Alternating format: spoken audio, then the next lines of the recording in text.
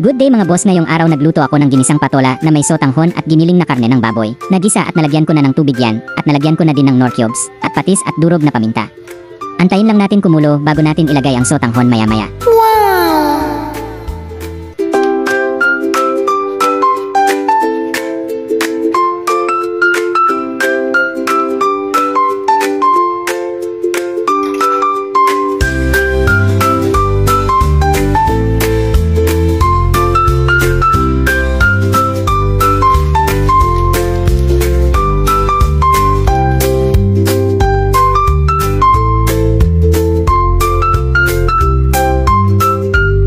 Pwede na nating ilagay ang ating sotanghon. Ginupit-gupit ko pala dyan ang sotanghon para di tayo mahirapan sa lokin mamaya.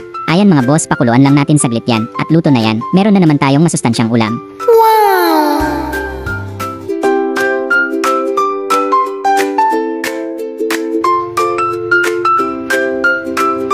At luto na mga boss, tikman natin kung okay na ba. Goods na, sarap mga boss. Thank you for watching.